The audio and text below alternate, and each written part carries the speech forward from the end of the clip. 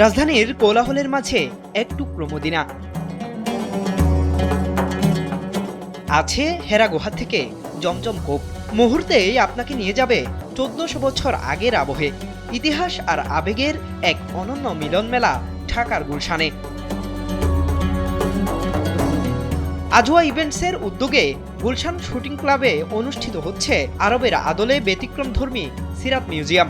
চলবে ২৫ রমজান পর্যন্ত, যেখানে তুলে ধরা হয়েছে প্রিয় নবী হযরত মুহাম্মদ সাল্লাল্লাহু আলাইহি ওয়াসাল্লামের জীবনের বিভিন্ন অধ্যায়, তার সরল জীবনযাপন এবং ইসলামের প্রারম্ভিক সময়ের বাস্তব চিত্র। নবীজির বাসা দেখছি আজকে, সুন্দর লাগছে বাসাটা অনেক। তারপরে এই পরিবেশটা অনেক ভালো লাগছে। আজকে দেখে এটা একটু অন্যরকম লাগছে, হঠাৎ দেখলাম। ইসলাম ধর্ম আমার খুব ভালো লাগে এবং আমি ঘুরতে খুব পছন্দ করি। আর আমার এইটা খুব ভালো লাগতেছে, মানে আরো এই ইসলাম ধর্মে আমি এমনিতেও খুব পছন্দ করি। এই তো দেখলাম উট, তারপর মরুভূমি, তারপরে খেজুর গাছ। যারা মানে যেতে পারে নাই তাদের জন্য এটা আসলে অনেক সৌভাগ্যের ব্যাপার। অনেক কিছুই দেখা যাচ্ছে এখানে যেটা আমরা কখনো কল্পনা করতে পারি নাই।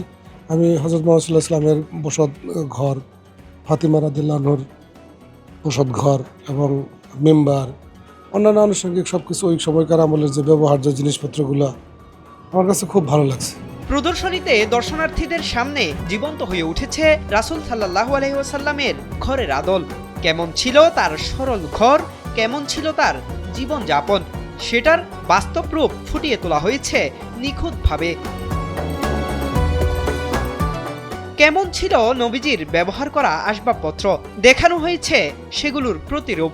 ইসলামের প্রারম্ভিক দিনগুলোর স্মৃতি লুকিয়ে আছে এমন অনেক কিছুই দেখানো হয়েছে প্রদর্শনীতে। রাসূলুল্লাহ সাল্লাল্লাহু আলাইহি ওয়াসাল্লামের জামানা আসলে কেমন ছিল সেটা আমাদের দেখার সুযোগ হয়নি সরাসরি। সেই ১৪৫০ বছর পর এসে এই সুযোগটা করে দেওয়ার জন্য কর্তৃপক্ষকে ধন্যবাদ। এবং এখানে আসার পর কেমন যেন সেই ১৪৫০ বছর আগে হারিয়ে গিয়েছিলাম। আমি এই ধরনের উদ্যোগগুলোকে স্বাগত জানাই। এটা দেখার পরে আসলে প্রকৃত আশিক রাসূল যিনি থাকেন তার হৃদয়ে আবেগ আপ্লুত হয়ে যায় এবং হৃদয়ে আবেগের ঢেউ খেলে যায় যে যদি যেতে পারতাম। আমি একটু আগে আসলাম, আসার পরে দেখলাম মাশাআল্লাহ অনেক সুন্দর।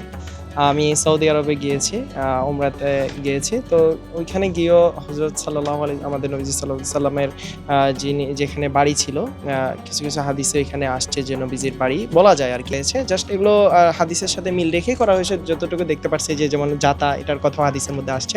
তো এগুলো খেজুর গাছের মানে খুব অসাধারণ একটা জায়গা। আমি বলবো যারা ঘুরতে ভালোবাসেন, আমি আমার ওয়াইফকে নিয়ে আসলাম, তো আপনারাও আপনাদের জীবনসঙ্গিনীকে সাথে নিয়ে আসবেন, ভালো লাগবে। আসলে ভালো লাগার একটা জায়গা ঢাকা। প্রদর্শনীতে বিশেষভাবে তুলে ধরা হয়েছে উম্মুল মুমিনিনদের জীবনধারা এবং হযরত ফাতেমা রাদিয়াল্লাহু এর অনন্য সরল ও ত্যাগময় জীবন। সবচেয়ে আকর্ষণীয় অংশ হেরা গুহার প্রতিরূপ, যে গুহায় নাজিল হয়েছিল মানবতার মুক্তির প্রথম ওহী, যেখানে দাঁড়িয়ে দর্শনার্থীরা অনুভব করছেন ইসলামের সূচনার সেই ঐতিহাসিক মুহূর্তের আবেগ। আয়োজকদের মতে নতুন প্রজন্মের কাছে সিরাতকে বাস্তবভাবে তুলে ধরতেই এই আয়োজন, যাতে মানুষ শুধু পড়েই নয় চোখে দেখেও অনুভব করতে পারে ইসলামের ইতিহাস।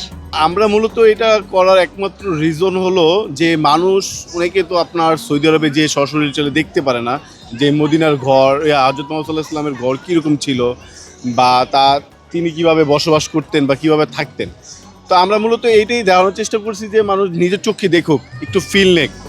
ইতিহাস, অনুভূতি আর ইমানের এক অপূর্ব সংমিশ্রণ।